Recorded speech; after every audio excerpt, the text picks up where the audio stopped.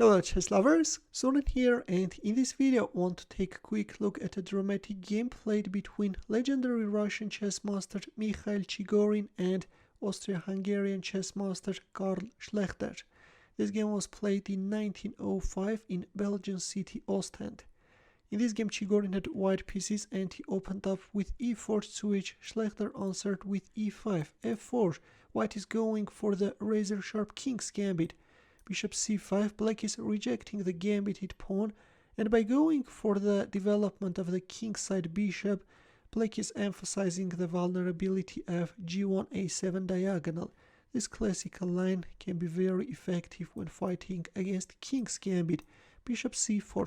Theory recommends c3 in order to establish a classical pawn center, but in the game we see bishop c4, which is also considered to be a decent line.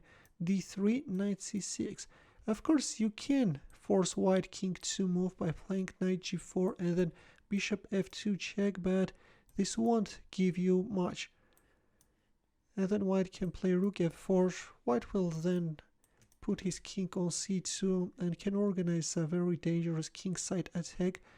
That's why in the game we see knight c6, knight c3, a6. Black is opening up a luft for his dark squared bishop and at the same time is ready to advance on the queen side. f5. Usually after f5 white is then organizing a kingside pawn push. Knight a5. Black is hurrying to get rid of this light squared bishop. Knight takes c4, d takes c4. b5, queen e2. Well, winning a pawn is not that good. In the end of the day, black first can play c6 and then queen b6.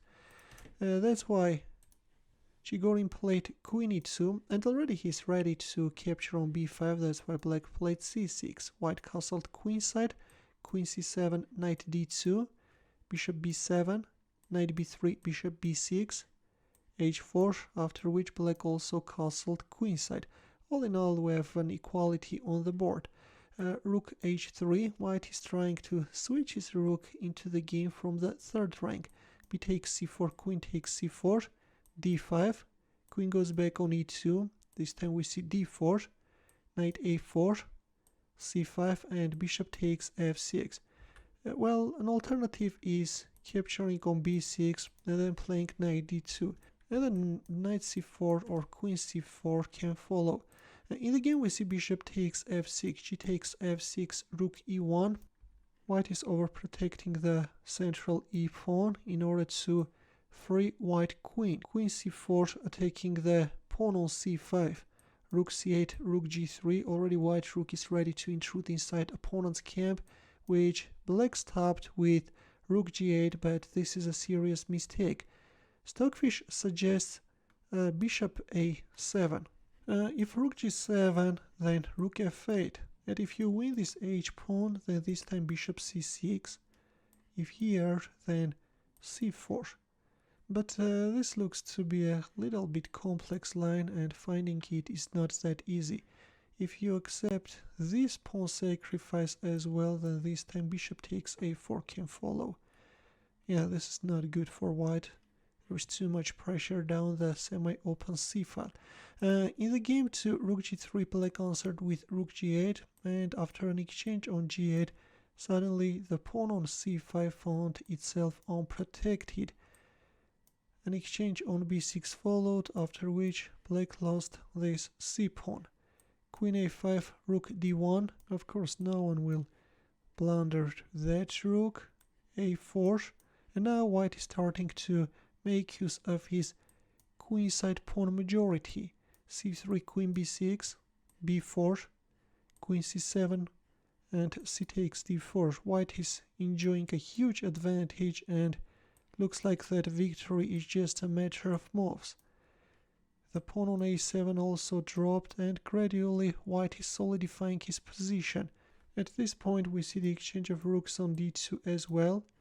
E takes d4, knight takes e4, queen f4 check, king d3, another check, king c4, and finally black is managing to win back the sacrificed piece.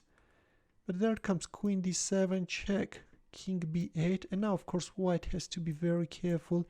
This pawn on d4 is poisoned and winning it is not that good. because suddenly black is getting nice chances of equalizing.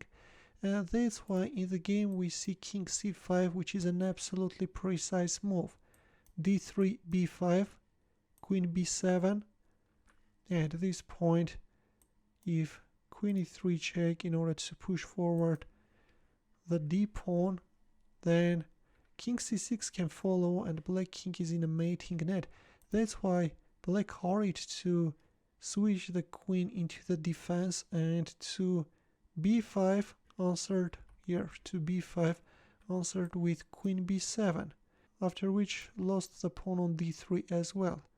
Queen c7 checking before, but despite having a completely lost position, Schlechter didn't resign and he kept on making moves. Queen e7 check, king a5, queen c7 check, and queen b6 check.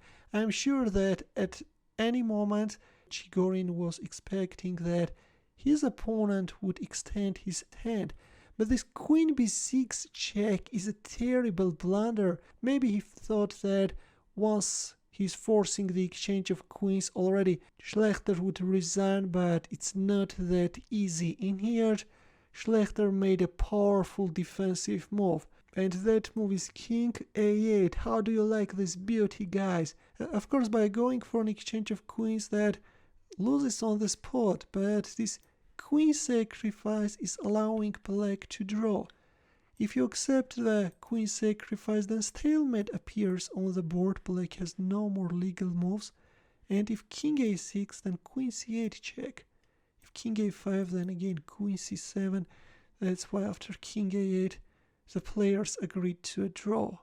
What a dramatic swindle, guys. This stalemate idea is really a good one, and in the end, let's also solve a chess puzzle, a thematic one. Can you figure out, please, is bishop h3 a good move or not? I will wait for your answer in the comment section. Feel free to check out my early uploads as well. We'll see you in my next video. Take care.